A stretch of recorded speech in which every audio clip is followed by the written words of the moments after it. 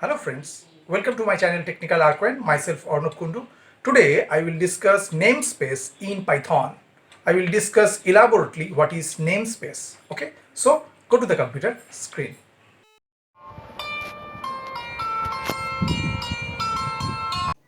Today I will discuss namespace in Python language. Okay, so at first we should know what is namespace in Python. In Python, we can imagine a namespace as a mapping of every name we have defined to corresponding objects. Okay, different namespaces can coexist at a given time but are completely isolated. Okay, a namespace containing all the built-in names are created when we start the Python interpreter and exists as long as the interpreter runs. Okay, this is the reason that built-in functions like id, like print, and lots more are always available to us from any part of the program. Okay, each module creates its own global namespace. These different namespaces are isolated. Hence, the same name that may exist in different modules do not collide.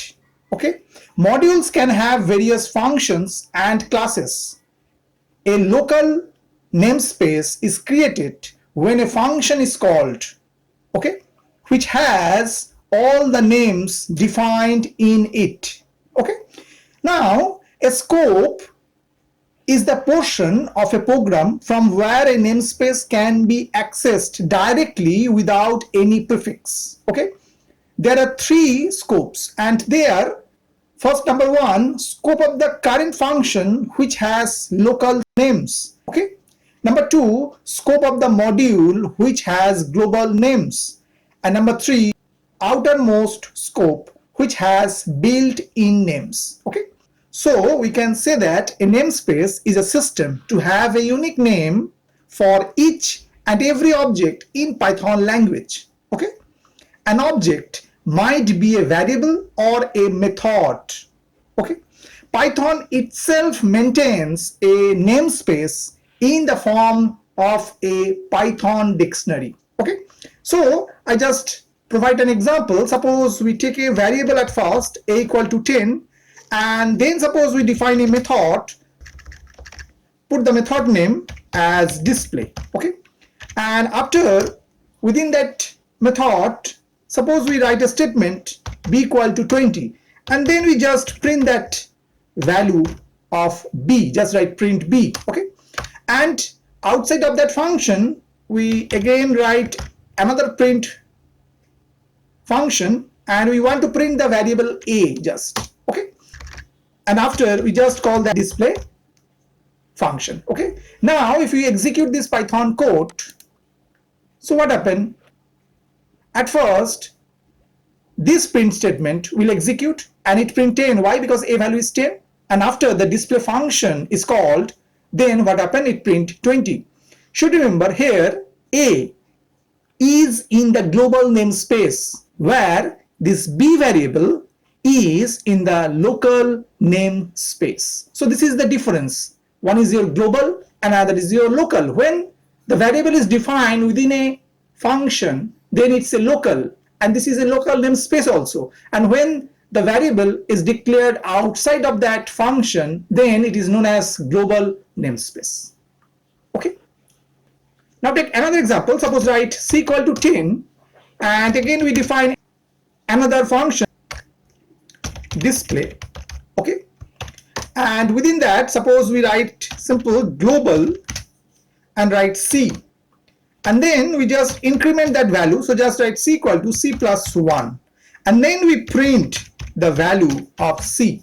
Okay, and now we just call that function display. Okay, now if we execute that, so we get 11. Why? Because here c is defined outside the function. That means it's a global namespace, and within that function means within that function, as a statement we define global c, means whatever the variable we are using within that C is a global, it's not a local. So that's why the increment is going on for the outside variable which is defined outside of the function. So here the increment is going on for the global variable only. So that means the global namespace is used within the function also. So this is the beauty of your Python namespace is concerned. Okay, now I'm talking about the word namespace. So what happened, this particular word can divide into two different words. One is your name and that is your space. Now the name,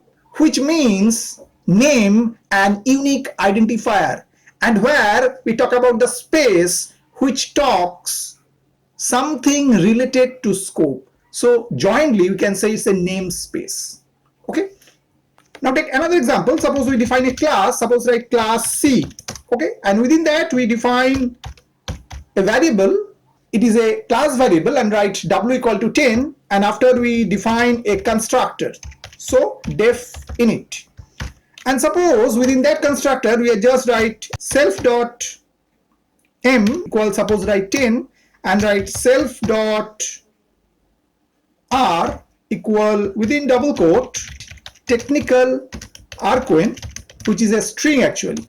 Okay, and outside of that class we are instantiate of the class C. So just write small c1 equal capital C parenthesis open close. Okay, now we just print the variable. So just write c1 dot, at first we write m and then write print and just write c1 dot r, and after we write print capital C dot w, because w is your class variable, so don't need to call the w variable, means call the class variable with the object. So here we need to call the class variable using class name.